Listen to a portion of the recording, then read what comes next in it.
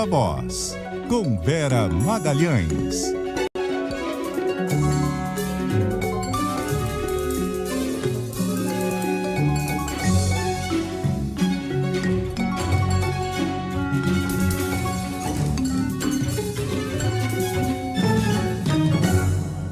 Olá, boa noite. O Viva Voz está no ar nesse dia em que há novos riscos para o agravamento da tragédia causada pelas chuvas no Rio Grande do Sul, porque voltou a chover forte em Porto Alegre, as buscas foram suspensas, enfim, todo um cenário de muita apreensão no estado. Carol, boa noite para você. Oi, Vera, boa noite para você, de novo para os ouvintes. Situação desesperadora, né? Dramática no Sul. A gente tem outros assuntos também. Saiu mais uma pesquisa de avaliação do governo, tem números de desmatamento da Amazônia, algumas negociações no Congresso, né? Exatamente. A gente vai trazer tudo isso com um giro de repórteres, análise, bastidor ao longo da próxima hora em que eu convido vocês a ficarem aqui com a gente. Vamos começar acionando a Isa Staciarini, que está em Brasília e traz as últimas atualizações em relação ao trabalho do governo federal relativo ao socorro ao Rio Grande do Sul. Boa noite, Isa. Oi, Vera, muito boa noite a você, a Carol e a todo mundo que nos acompanha. A força-tarefa criada pelo governo federal para socorrer o sul do país estipulou que até sexta-feira os ministérios precisam apresentar a estimativa dos valores que vão ser necessários para as primeiras ações de reconstrução do sul do país. O prazo foi anunciado pelo ministro da Secretaria de Comunicação, Paulo Pimenta, em mais uma visita ao estado, agora há pouco. Conforme o decreto enviado por Lula e aprovado pelo Congresso, esses gastos vão ficar de fora das regras fiscais. Pimenta disse que agora os ministérios estão no momento de levantar para saber qual será o valor mínimo necessário. Vamos ouvir o Paulo Pimenta. Nós vamos até sexta-feira, o prazo estabelecido para que os ministérios apresentem uma estimativa do valor necessário, não o valor definitivo, mas o valor necessário para as primeiras ações, o trabalho sendo feito nesse momento, para que a gente possa saber exatamente o valor mínimo dessa medida, porque essa medida ela vai excepcionalizar a possibilidade de execução orçamentária em função da calamidade, permitindo que esse recurso possa ser utilizado sem a mesma regra fiscal e sem o controle do teto de gastos. Cada ministério desses, ele tem uma sistemática diferente. Ô Isa, e qual é a previsão desses valores? Eu vi que ele falou que os ministérios vão levantar, mas o governo já tem alguma estimativa? Isso, Vera. O Paulo Pimenta afirmou que até em 2 dias entra na conta do Estado e também dos municípios mais atingidos o empenho de 37 milhões de reais que vem de planos de ajuda humanitária.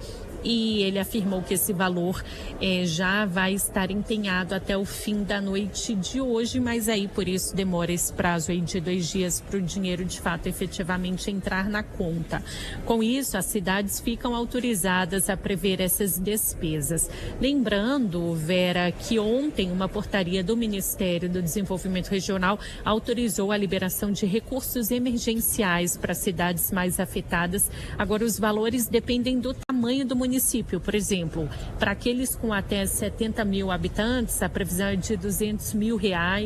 Para cidades entre 50 a 100 mil habitantes, uma montante prevista de R$300 mil. E para aqueles com uma população maior, acima de 100 mil, a estimativa é de R$500 mil. Pimenta ainda citou a superlotação em abrigos, com mais de 70 mil pessoas nesses espaços, e disse que diante dos relatos de ocorrência, até mesmo de estupro, Vera, o efetivo da Força Nacional, que hoje é de 220 militares, pode chegar até a 600 militares. Vera e Carol. O Isa, teve anúncio também de obras do PAC, né, no contexto da chuva. O que o presidente Lula disse?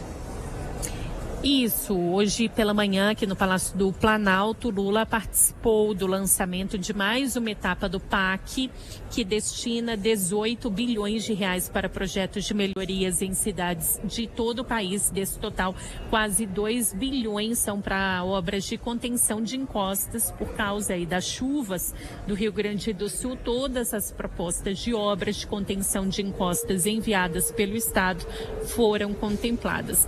O presidente, nessa ocasião, disse que a situação no estado é estarrecedora e que serve como um recado do planeta para todos terem cuidado com o meio ambiente. Lá é uma coisa estarrecedora. Sinceramente, eu não sei o que Deus está pensando, não sei o que aconteceu no planeta Terra, mas o que aconteceu no Rio Grande do Sul é um aviso para todos nós, seres humanos. Nós precisamos ter em conta que a Terra está cobrando. Não é no Rio Grande do Sul, foi mas tem acontecido coisas estranhas em tudo quanto é lugar do país e do mundo. Não é apenas agora. E o governo ainda prepara o anúncio de uma linha de crédito para ajudar a população e empresários após as enchentes. O ministro da Fazenda, Fernando Haddad, não deu detalhes da proposta, mas explicou que ela vai ser ampla para ajudar a financiar, por exemplo, de geladeiras a carros que foram perdidos aí nas fortes chuvas. Só que técnicos da Casa Civil ainda fazem ajustes na proposta que veio do Ministério da Fazenda e os anúncios oficiais podem ficar para o fim da semana. Vera e Carol. Obrigada, Isa. Carol, a impressão que eu tenho, a sensação que eu tenho é de que o governo anuncia a conta-gotas essas liberações de recursos, essas medidas, mas que elas, quando a gente coteja o que é anunciado com o que a gente vê nas imagens do que está acontecendo no estado, parece que vai ser sempre insuficiente. Eu acho que a gente ainda está muito longe de saber qual vai ser o valor total que vai custar essa reparação. Tipo, muito mais que Brumadinho, muito mais que Teresópolis, muito mais que Mariana. É uma coisa de dimensões que realmente a gente ainda não assistiu no Brasil, né? É uma área muito mais extensa, é um estado inteiro praticamente, né? Praticamente o Rio Grande do Sul todo com cidades completamente destruídas. E assim, Vera, acho que até nesse campo da mitigação, a gente está com uma cabeça antiga, né? Porque o governo liberando recursos para contenção de encosta, tá certo, tem que fazer isso mesmo. Mas não se trata mais só de contenção de encosta. Essas cidades do Rio Grande do Sul, tem cidade que foi devastada 4 vezes. Essas pessoas vão voltar para lá? Não faz sentido, talvez tenha que se realocar cidades inteiras. A gente está realmente muito atrasado nessa discussão. Você até escreveu hoje na sua coluna no Globo que o Rio Grande do Sul, infelizmente, acaba virando um laboratório, né, do enfrentamento aos extremos climáticos, porque enfrenta várias inundações e secas, mas outros estados também estão sujeitos a intempéries semelhantes, e a verdade é que a gente não sabe o que fazer e como evitar que as vidas se percam e que cenas como essa se repitam, né? Essa força-tarefa criada emergencialmente talvez tenha de dar lugar a um comitê interministerial de caráter permanente para avaliar esses riscos e para instituir políticas públicas que têm que ser inéditas e inovadoras com o mesmo grau de ineditismo das intempéries climáticas que a gente tem assistido, porque não parece que o orçamento, do jeito que ele está capturado, primeiro por gastos obrigatórios, né? Você gasta com previdência e com salários de servidores quase a totalidade do que você arrecada. Segundo lugar, com emendas. Terceiro lugar, também com despesas vinculadas. Parece sobrar muito pouco em termos de orçamento, principalmente da União, mas também dos estados e municípios, para fazer frente a um trabalho que é de reconstrução de algumas cidades a partir do zero, como você falou. Então, eu acho que a iniciativa privada vai ter de entrar mais fortemente. A gente tem visto uma onda de solidariedade muito grande. Temos visto doações de pessoas físicas, de empresas, de bancos, mas eu acho que o trabalho que vai ser exigido é de uma magnitude tão maior que todos esses atores vão ter de colocar a mão no bolso outras vezes. Vai ser como que um dispêndio aí continuado que não vai se dar de uma vez só, também por parte dessas grandes empresas que têm negócios lá, grandes bancos que têm, logicamente, correntistas lá. Então, acho que a gente vai falar por muito tempo ainda desses valores que vão ser gastos ali, e a dimensão está muito longe desses milhões que a Isa trouxe para a gente aqui. A gente tem temos a Milena Teixeira, não? Nós vamos fazer um breve intervalo, porque a nossa reportagem está toda girando aí em busca de informações. Vamos antecipar o intervalo e voltamos já com mais Viva Voz. Estamos de volta com o Viva Voz e agora a gente vai direto para Porto Alegre, porque a Maria Regina atualiza a situação no Rio Grande do Sul, inclusive com essa perspectiva aí assustadora de volta das chuvas. Boa noite, Maria Regina. Boa noite, Vera, Carol e a quem nos acompanha. A gente segue monitorando toda essa tragédia, e inclusive, Vera, destaco aqui já nesse momento que tivemos, agora há pouco, minutos atrás, divulgado um boletim da Defesa Civil Estadual atualizando mais alguns dados em relação a toda essa crise que a gente vem vivendo aí nesses últimos dias. E temos confirmados pela Defesa Civil do Rio Grande do Sul até agora 100 óbitos, 100 mortes. Esse número, ele permanece o mesmo da divulgação anterior, que foi feita ao meio-dia de hoje, então não houve alteração do início da tarde para agora. Ainda há outros 2 óbitos que estão em investigação, que são situações que ainda estão sendo apuradas se as mortes têm relação com os eventos meteorológicos. E esse boletim da Defesa Civil ainda aponta que são 130 pessoas desaparecidas. Ali a gente teve um aumento de 2 pessoas em relação ao boletim anterior do começo da tarde, quando eram 128. São 425 municípios que foram afetados e que justamente já noticiaram isso, reportaram isso à Defesa Civil Estadual. Lembrando que aqui no Rio Grande do Sul a gente tem 497 cidades, então isso dá a dimensão de como a maior parte do estado, de fato, foi atingida e sofre com as consequências das enchentes e dos temporais. Mais de 67 mil pessoas estão em abrigos no Rio Grande do Sul, e também há 163 mil pessoas que estão desalojadas em casas de parentes, de familiares, amigos, enfim, que estão fora das residências também por conta dessa cheia. Então, são dados que foram divulgados agora há pouco pela Defesa Civil Estadual. Aqui em Porto Alegre, a gente ainda tem uma preocupação muito grande devido ao elevado nível do Guaíba. Medição feita hoje de tarde aponta que está em 5 metros e 8 centímetros, e esse nível ainda é bastante elevado, porque ele segue mais de 2 metros acima da cota de inundação. Isso já faz 4 dias que está nessa situação.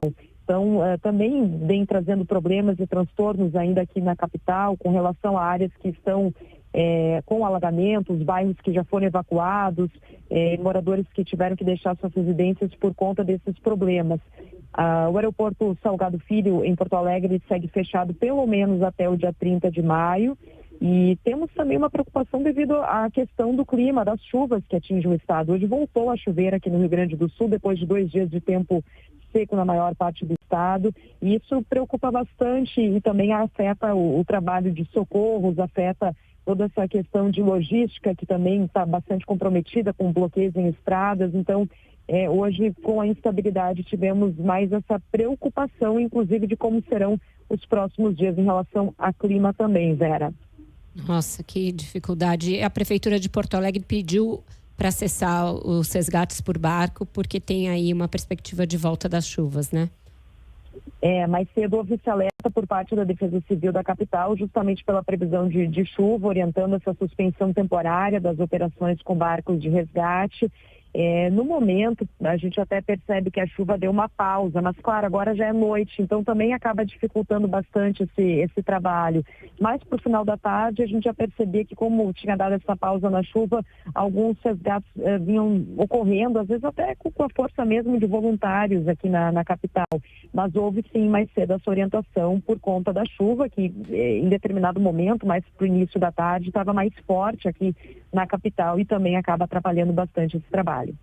Obrigada, Maria Regina, pelas suas informações. A gente volta a acionar a reportagem em Porto Alegre à medida do decorrer do jornal. Obrigada mesmo. Bom, a gente volta a Brasília agora porque o Congresso está votando medidas medidas que dizem respeito à situação do Rio Grande do Sul, mas também outras que são da pauta, tanto da agenda econômica como de outras propostas que estavam já há um tempo para serem votadas no Congresso. Quem traz as informações para a gente é a Milena Teixeira. Boa noite, Milena. Boa noite, Vera. Boa noite, Carol. Boa noite para os nossos ouvintes. É isso mesmo, viu, Vera? Em meio aí à votação de projetos para ajudar, para conter esses danos da tragédia do Rio Grande do Sul, o Congresso Nacional também está votando aí pautas que são importantes, inclusive para a sessão conjunta que vai ter amanhã aqui no Congresso Nacional, e por 41 votos a favor e 28 contrários, a base do governo conseguiu aprovar aqui o projeto de lei que recria o seguro DPVAT no Senado. Esse projeto foi aprovado agora há pouco pelos senadores e é de interesse do governo. Com essa aprovação, Vera, vai ser possível voltar a cobrar o seguro obrigatório de todos os proprietários de veículos automotores. Esses prêmios serão destinados pela Caixa em um novo fundo, que agora vai se chamar Seguro Obrigatório para a Proteção de Vítimas de Acidentes de Trânsito. O valor do seguro vai ficar em torno aí de R$50. A gente lembra que essa matéria deveria ser votada ontem. No entanto, a base de Lula não conseguiu o apoio necessário, inclusive por parte de parlamentares aí da própria base. Segundo essa liderança, do governo optou por votar hoje com receio de ir para o plenário e perder. Além disso, na terça-feira, ontem, dia que costuma ser bem cheio, bem quente aqui em Brasília, pelo menos 8 parlamentares aí da base de Lula não estavam na casa. Foi preciso, então, que os líderes partidários fizessem uma articulação para contar com esses votos hoje. Essa proposta é importante para o governo Lula, por quê? Porque além de recriar esse seguro obrigatório, amplia em 15 bilhões de reais, em mais de 15 bilhões de reais, 15,7, o crédito extraordinário para o executivo. E o governo quer usar, a intenção do governo é usar parte desse montante na negociação dos 5,6 bilhões de reais de emendas vetadas pelo presidente Lula. A sessão que vai analisar os vetos está marcada para amanhã, para quinta-feira, e por isso o Planalto correu aí para aprovar esse projeto. Em meio a isso, Vera, o Congresso está atuando aí, né, em prol do Rio Grande do Sul, dessa tragédia que está acontecendo lá. E aqui na Câmara dos Deputados, a Comissão Mista de Planejamento e Orçamentos Públicos acabou de aprovar 2 projetos de lei que facilitam que os deputados e senadores de qualquer estado indiquem as próprias emendas parlamentares para o Rio Grande do Sul. Essas propostas também serão votadas amanhã durante a sessão do conjunto aqui do Congresso Nacional. Uma dessas propostas, Vera, tira as burocracias para parlamentares que querem tirar o direcionamento das emendas do próprio Estado para outro. Agora vai bastar o deputado ou senador enviar autorização para o remanejamento ao governo. A outra proposta passa as emendas parlamentares direcionadas ao Rio Grande do Sul à frente da fila de pagamentos de todas as emendas. Então, a CNO aí acaba de aprovar esses 2 projetos que facilitam, né, que acelera essa questão do repasse aí das emendas. Em outra frente, Vera, a CCJ do Senado aprovou hoje o projeto que cria o programa Cartão Reconstruir, que tem qual finalidade, né? Tem o propósito aí de conceder subsídios para a compra de materiais de construção destinados à reforma, à ampliação ou conclusão de unidades habitacionais afetadas por desastres. Essa proposta é de autoria aí do senador Sérgio Petecão e foi aprovada em caráter terminativo. Foi encaminhado depois da aprovação na CCJ para a Comissão de Assuntos Econômicos da Casa e foi aprovada em caráter terminativo, ou seja, a proposta passou no Senado, na CCJ do Senado, depois passou na CAI e foi aprovada em caráter terminativo e agora vai seguir aqui para a Câmara dos Deputados. Segundo esse texto, Vera, o uso do cartão vai ser restrito aos locais em que forem reconhecidas situações de emergência ou calamidade. Para participar do programa, o candidato ao benefício deve ser registrado aí no cadastro único, o CAD único, ser proprietário, possuidor ou detentor de imóvel residencial em área atingida por desastre e ser maior de 18 anos ou emancipado. Vera e Carol. Milena, e a sessão do Congresso que está marcada para amanhã para análise dos vetos presidenciais segue confirmada? Segue confirmada, viu? A gente conversa com os líderes nos bastidores e eles afirmam que... Por que essa sessão, inclusive, vai ser confirmada? Porque vai ajudar o Rio Grande do Sul, né? Eles estão incluindo aqui uma série de propostas que deve ser votada amanhã na sessão do Congresso. Ainda, Vera, tem embates ali em relação a alguns temas. Por exemplo, o PL das saidinhas, né? Que é uma proposta polêmica, que o presidente Lula vetou uma parte em relação aos familiares. o governo não tem negociação sobre isso. Então, o governo vai para o voto a voto, né? Vai para o cara a cara ali. Mas, em relação às emendas, as lideranças partidárias, inclusive o líder do governo, Randolfo Rodrigues, o líder do governo no Senado, Jacques Wagner, eles têm dito que já há acordo aí em relação aos 5,6 bilhões de reais das emendas que foram vetadas pelo presidente Lula. Então, os líderes dizem que há acordo e que a sessão, sim, acontece amanhã, às 10 horas da manhã. O que eles dizem é que amanhã a gente deve trabalhar muito, né? Porque essa sessão vai ser longa, vai analisar aí pelo menos 33 vetos, tem essa questão das emendas, tem também as propostas que o governo não conseguiu fazer acordo com o PL das saidinhas, que inclusive já dá aí o governo como derrotado. Então, amanhã vai ter, sim.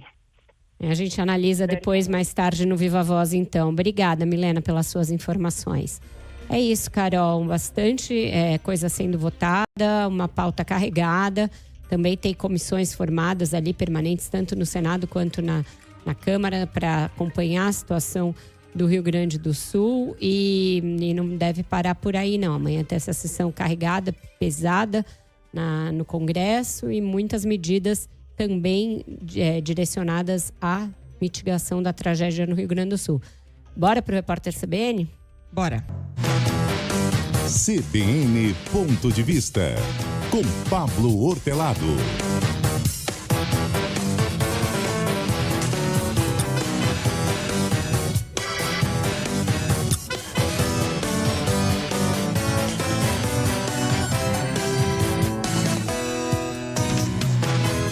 Muito boa noite, Pablo Hortelado. E eu já tinha dado esse recado aqui nos dias anteriores, mas é bom fazer na sua presença o Ponto de Vista agora, às quartas-feiras, sempre com o Pablo. Boa noite. Boa noite, Vera. Boa noite, Carol. Boa noite. Pablo hoje vai falar com a gente justamente sobre um assunto que a Carol leu agora no Repórter CBN. Essa discussão sobre fake news ou desinformação ou mentiras relacionadas aí a tragédia no Rio Grande do Sul e as tentativas de lidar com isso por meio de inquéritos, ações judiciais ou mesmo dessas ações aí recorrendo às plataformas. A gente corre riscos com isso, Pablo? Olha, Vera, corre vários riscos. A gente está numa situação muito delicada porque vamos começar dos fatos, né? Primeiro fato importante aqui é que está circulando muito, mas é muito mesmo, muito boato inverídico de que os governos, o governo estadual do Rio Grande do Sul, o governo federal e inclusive o Exército, eles estariam criando obstáculos para quem está querendo ajudar, porque a sociedade civil está querendo se ajudar, mandando barco, mandando doação, e o governo do estado, o governo federal, o Exército, Polícia Rodoviária Federal, as agências, né, as instituições governamentais estariam bloqueando, criando dificuldades aí no momento em que o pessoal está precisando de ajuda. A maior parte dessas alegações são apócrifas, são falsas, já foram desmentidas, e isso tudo é bastante grave, porque isso desestimula o pessoal a enviar ajuda, porque as pessoas falam, vou doar aqui o meu alimento não perecível, minha água, ele vai para um caminhão, quando esse caminhão chegar lá no Rio Grande do Sul, ele vai ser parado, como não vai ter nota fiscal, ele não vai seguir adiante, né? Então, houve muitos desmentidos aí no decorrer aí dos últimos dias, né? O pessoal que faz verificação, agência de checagem, verificou a maior parte disso aí, e tudo isso era falso, ou pelo menos a maior parte disso aí era falsa, né? Então, Polícia Rodoviária Federal, Associação Nacional de Transportes Terrestres, Brigada Militar, Receita Federal do Rio Grande do Sul, todas elas já disseram que não estão barrando doação por falta de nota fiscal. Então, para os ouvintes, quem está querendo doar, por favor, doe, encontre aí a sua entidade, seu ponto de recebimento de doação, fique tranquilo, porque há orientações explícitas de todos esses órgãos envolvidos de não barrar o acesso à chegada dessas doações. Então, eu acho que o ponto de partida tem que ser esse esclarecimento inequívoco de que as pessoas têm que doar sem medo. Apesar disso, de tudo isso, tem coisa aí, tem nuances. Aí eu acho que vale a pena um pouquinho a gente explorar essas nuances, né? Principalmente uma que talvez seja a principal peça aí que está no meio dessa controvérsia, que é de que caminhões estariam sendo barrados nas rodovias do Rio Grande do Sul, de acesso ao Rio Grande do Sul. Hoje, Porto Alegre só tem uma rodovia de acesso, porque essas doações não teriam chegado com nota fiscal. E isso foi originalmente fruto de uma reportagem do SBT. E aí, muitas das pessoas que estão sendo acusadas de difundir desinformação estão dizendo que se basearam numa reportagem do jornalismo profissional. E esse é um pedaço aí desse imbróglio que se formou porque, de fato, houve uma reportagem que denunciou a empresa que foi parada. No entanto, ela disse que ela foi parada porque o caminhão estava com excesso de peso, mas no final o caminhão foi liberado e, inclusive, as doações já foram entregues. Apesar disso, a coisa se complicou ainda mais, uma vez que a Secretaria de Comunicação do Governo oficiou o Ministério da Justiça e listou um monte de publicações que ele achava que estavam disseminando desinformação e pediu para o Ministério da Justiça tomar providências. Aí eu acho que a gente passou um pouco do ponto. Ô Pablo, desculpa, Carol. Não, vai lá, Vera. O governo está falando, acionou a AGU, acionou o Ministério da Justiça, a Polícia Federal, abriu inquérito contra parlamentares, influenciadores. E o ponto no qual eles estão se fixando é a Constituição, dizendo que a Constituição estabelece aí a obrigação de, pelo menos, direito de resposta em caso de informação que cause prejuízo ali ao interesse público ou de outra natureza e que seja comprovadamente falsa. A gente tem discutido muito aí regulação de redes sociais e outros projetos de fake news, etc. Você acha que a Constituição assegura esse tipo de coisa ou podemos resvalar para uma coisa próxima da perseguição política?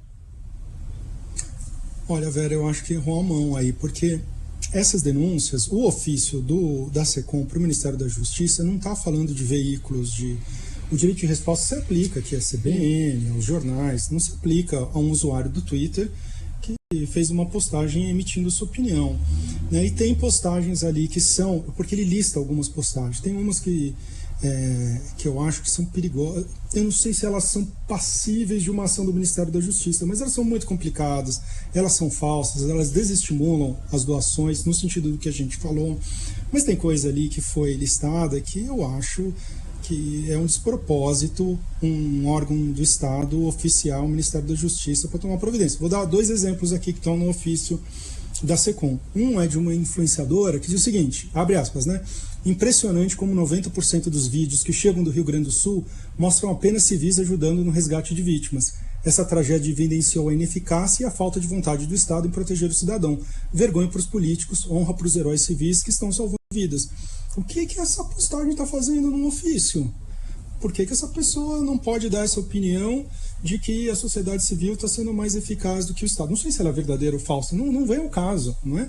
Mas essa opinião ela não deveria ser alvo de uma ação do Ministério da Justiça, que vai acionar, não sei, a Polícia Federal. O que ela vai fazer com essa pessoa? Por que essa pessoa não pode emitir essa opinião? Tem uma outra usuária que diz o seguinte, assim, publicou que o Estado, como ente centralizador, até agora só entregou dificuldade e ineficiência. Qual é o problema dela criticar a morosidade, a eventual ineficiência do Estado? O que o Ministério da Justiça vai fazer com uma coisa dessa? O que ele tem que se meter com uma pessoa que emitiu uma opinião dessa? Isso aqui é um despropósito. Então, eu acho que tem coisas graves. Houve muita desinformação, não sei se foi orquestrada ou se foi nesses momentos difíceis que as pessoas estão com o nervo à flor da pele. Desinformação circula mesmo, boato circula mesmo, não é novidade, não é isso. Se teve orquestração, tem que ser descoberto e tem que ser punido. Agora, a gente não pode misturar as duas coisas e o Estado começar a intervir, pessoas emitindo opinião, criticando a ineficácia do Estado, e isso ser alvo de uma ação do Ministério da Justiça, da Polícia Federal. Isso é um completo despropósito, na minha opinião. Acho que a investigação vai ter que separar o joio do trigo aí, né? O que realmente é informação falsa e o que é mera opinião. Agora, Pablo, saindo desse campo aí mais jurídico, não sei se você já chegou a fazer alguma medição, mas enfim, se acompanha redes sociais e grupos bolsonaristas já há muito tempo, né? Dá para dimensionar o tamanho do impacto dessas notícias falsas, assim, nessa disputa pelo discurso, essa guerra da comunicação, que infelizmente, né, tudo vira uma disputa política nas redes sociais, inclusive uma tragédia desse porte. Pois é, Carol, não, eu particularmente não fiz esse levantamento, eu acredito que outros colegas da universidade que trabalham com isso devam estar fazendo, mas assim, a minha impressão, olhando para o volume das coisas que a gente monitora, que eu monitoro, é que essa ideia de que o Estado estava atravancando a chegada ela foi muito disseminada, muito, veio de todas as partes, aconteceu bastante e é muito preocupante mesmo. Agora, tem um pedaço disso que é a opinião das pessoas. Uma parte disso foi baseada numa reportagem, não sei se ela errou ou não, isso cabe ao SBT verificar, né? Mas foi baseado numa reportagem de jornalismo profissional que fundamentou a opinião das pessoas. Outra parte vem de boatos, vem de áudios apócrifos, né? Eu acho muito triste que antes, né, essas tragédias nacionais, assim como as guerras, unificavam o país. E agora, não mais. Desde a Covid a gente sabe que mesmo diante de uma tragédia mortal, a gente consegue sempre nos dividir e ficar apontando o dedo um para o outro. É uma pena. Uma pena, tem toda a razão. E é muito importante você ter trazido esses exemplos muito concretos de postagens que não configuram crime, para a gente também evitar cair ali numa coisa de Ministério da Verdade, que também não é boa no momento de tragédia como essa. Obrigada por essa reflexão, Pablo. Boa noite, pessoal. Até semana que vem. Boa noite, até semana que vem. Carol, saindo da discussão um pouquinho do Rio Grande do Sul, porque tem novidade na economia, saiu aí o resultado da reunião do Copom sobre a taxa Selic. Quem vai trazer os dados para a gente é a Samantha Klein. Boa noite, Samantha. Oi, Vera e Carol, boa noite. De fato, a gente tem aí uma redução de 0,25% sobre a taxa Selic, passando, portanto, de 10,75% para 10,5%. Essa decisão do Comitê de Política Monetária do Banco Central saiu agora. Esta é a 7ª redução consecutiva da taxa básica de juros da economia brasileira desde agosto do ano passado, mas demonstra ainda a consolidação de uma redução num ritmo bem menor nestes cortes, até porque os anteriores tinham sido sempre em 0,5%. Inclusive, entre as justificativas para este corte menor da Selic está as instabilidades do mercado financeiro global do final de março para cá, quando houve a última reunião e houve o último corte de 0,5 ponto percentual.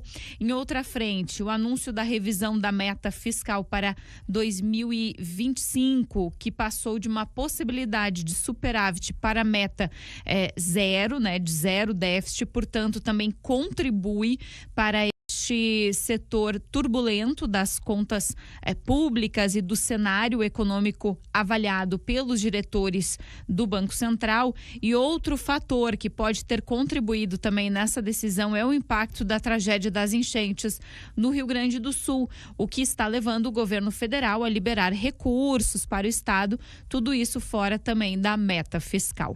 Vera. Samantha, a decisão foi bem dividida dessa vez, né? Teve ali um placar um pouco apertado, né? Pois é, a gente teve ali uma possibilidade ali, uma parte dos diretores votando por uma redução maior, um né? ajuste maior, né? Por uma redução de 0,5 ponto percentual. No entanto, a outra parte ali manteve em somente nesse corte de 0,25%. Portanto, um corte bem menor, algo que já era esperado pelos analistas, inclusive, mas isso traz essa divisão aí dentro entre os diretores, mas de fato era esperado por uma boa parte do mercado uma redução menor da taxa de juros aí da Selic nesta reunião. Acho que foi a primeira vez que ficou caracterizado, Carol, Samantha, uma divisão entre quem já estava, né, na gestão do Roberto Campos e quem chegou no governo Lula, porque 4 diretores votaram pela redução de meio, que era aquela que o governo pressionava, vinha falando que tinha espaço para continuar caindo no meio, e o BC fez essa puxada no freio de mão. Aí a gente vai ter que esperar a ata para entender as razões, se teve a ver com a mudança da meta, se tem a ver com uma perspectiva aí de retomada inflacionária, em razão até dessa situação no Rio Grande do Sul, enfim. Vera? Então, oi.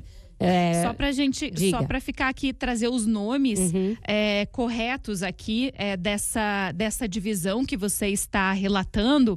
Inclusive, a gente mostra essa divisão entre o presidente do Banco Central, Roberto Campos Neto, que votou pela redução de 0,25%, portanto, 0,25 ponto percentual, e em contradição, Gabriel Galípolo, que era o número 2 do Ministério da Fazenda, votou pela redução de 0,5%. Então, além de Campos Neto, Carolina de Assis Barros, Diogo Guilhem, Otávio Damaso e Renato Dias de Brito Gomes votaram por essa redução menor da Selic, e justamente esses diretores mais novos já da gestão Lula, como você mesma pontuou, votaram então pela redução de 0,5. Estão aí o Ailton de Aquino Santos, que foi um dos últimos diretores a ser nomeado, Gabriel Murica Galípolo, que já citei, Paulo Picelli e também o Rodrigo Alves Teixeira. Vera. Ótimo, Samantha, obrigada pelas suas informações. A gente vai fazer um rápido intervalo e volta com a própria Samantha, porque tem mais notícia ligada à economia. Não sai daí. Estamos de volta com o Viva Voz e, como eu anunciei, a gente volta a Brasília com a Samantha Klein, porque está em discussão uma alternativa à reoneração total imediata dos 17 setores da economia. Isso está sendo aí objeto de intenso debate entre o governo e os setores, e houve novas conversas sobre isso. Samantha, conta pra gente, como é que tá essa negociação? Vera, intensos debates mesmo. Inclusive, os setores que estão envolvidos aí, beneficiados pela desoneração, se reuniram com parlamentares hoje. O ministro da Fazenda, Fernando Haddad, também sinalizou que deve conversar até amanhã com o presidente do Senado, Rodrigo Pacheco, para avançar numa alternativa para a reoneração gradual, possivelmente, da folha de pagamentos. E o grande objetivo aqui dos setores e até mesmo dos congressistas que defendem a desoneração da folha para estes setores e os municípios também de pequeno e médio porte é que o governo venha ceder e aplique a cobrança somente a partir do ano que vem.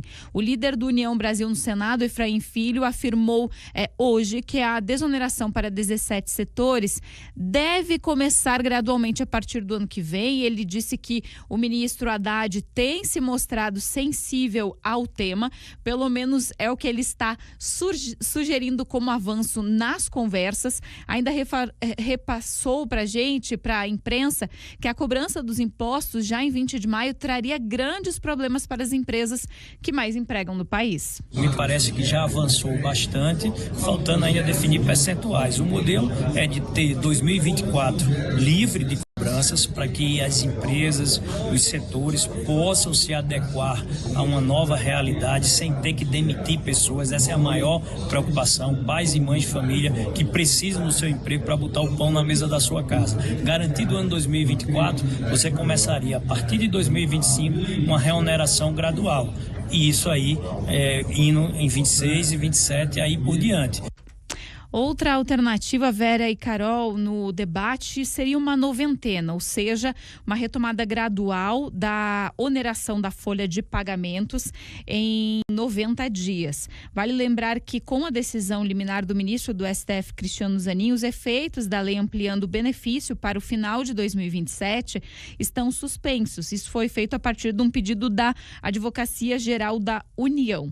O presidente do Senado, Rodrigo Pacheco, também disse que não cabe um novo recurso da casa contra a reoneração. Ele que levantou aí a bandeira contra o Ministério da Fazenda e contra o governo por conta dessa ação na Justiça, mas ele disse que a própria Receita Federal poderia adiar a cobrança, seja por um decreto ou seja de ofício.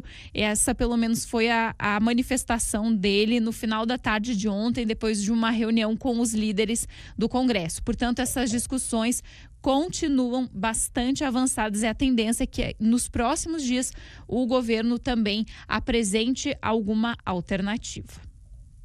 Vera. Obrigada, Samanta.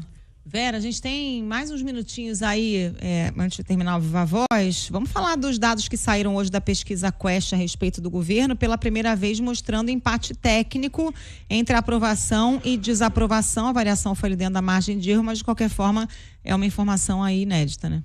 Exatamente, Carol. Dentro da margem de erro em relação a fevereiro, né, a gente tem aí 50% que dizem aprovar o governo, era 51% em fevereiro, e os que desaprovam oscilaram de 47% para 48%. Então, dentro da margem de erro, mas o movimento mostrado pela pesquisa Genial Quest é um movimento de queda da aprovação do presidente, porque isso vem desde o início do ano de uma maneira mais ou menos consistente ali, essa queda. Quando você esmiuça a pesquisa e vai para os segmentos, você vê uma perda bem importante de aprovação do presidente Lula e do trabalho que ele vem fazendo, concentrada na alta renda e também entre os mais escolarizados.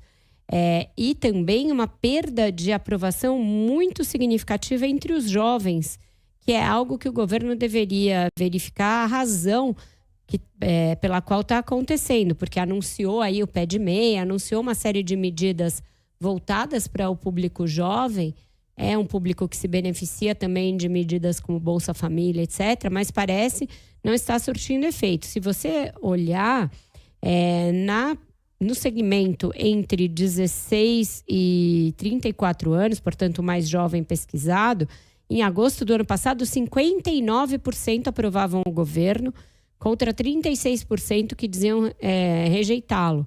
E agora houve um V ali, um cruzamento, e os que rejeitam o governo chegam a 50% nesse segmento, e os que aprovam são 47%. É uma perda de 12 pontos percentuais no intervalo de agosto para cá. Então, uma coisa bastante significativa que se soma ao fato de que entre os 60 a mais, quem tem mais de 60 anos, o governo vem rejeitado desde praticamente o seu início. Há um ano, a rejeição já supera a aprovação. Então, um cenário que tem preocupado o governo, a gente tem trazido essa preocupação aqui na forma de cobranças do Lula, de tentativas de encaixar discursos, de falar com públicos específicos, de adotar medidas que possam reverter essa situação, mas ela segue se agravando. Uma coisa que eu falei com o Felipe Nunes, da Quest, que me chamou a atenção quando você ainda olha esses dados recortados, é a questão das regiões do país. E a região sul, onde está acontecendo esse problema, mostra que houve uma melhora da aprovação do Lula. Mas qual é o problema com esse dado? A margem de erro da pesquisa, quando nos segmentos, ela é um pouco maior.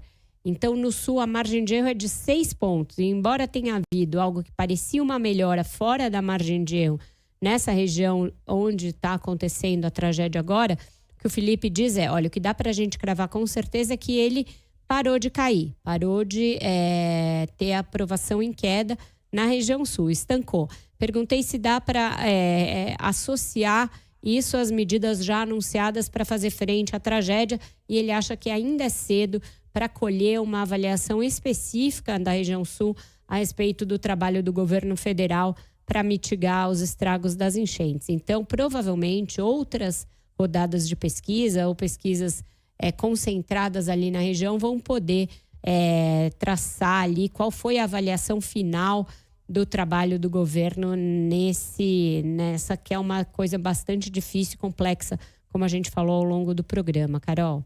Vera, a gente já está estourado aqui de tempo, mas tem um dado, falando ainda das regiões do país, que me chamou muita atenção. A pesquisa pergunta se o Lula está conseguindo cumprir suas promessas, né? 63% acham que não. Esse número aumentou muito, de 56% para 63%. E aí, quando você vai no recorte de região, no Sudeste, 74% acham que ele não está conseguindo cumprir o que prometeu. Esse número cresceu de 59% para 74%. Então, tem algum diagnóstico a ser feito aí no Sudeste, né, Vera? Eu acho que, com certeza, a região Sudeste, regiões assim muito industrializadas, muito urbanizadas, como é a região Sudeste, que concentra os 3 estados principais do país, a questão da economia e a da segurança costumam falar muito alto em pesquisa de opinião. Então, segurança, que é o calcanhar de Aquiles do governo, deve estar pesando nessa avaliação negativa na região Sudeste. Carol. Ficamos por aqui hoje, minha amiga. Boa noite para você. Ficamos por aqui. Um ótimo jornal para você. Até amanhã, Carol. Obrigada. Até amanhã.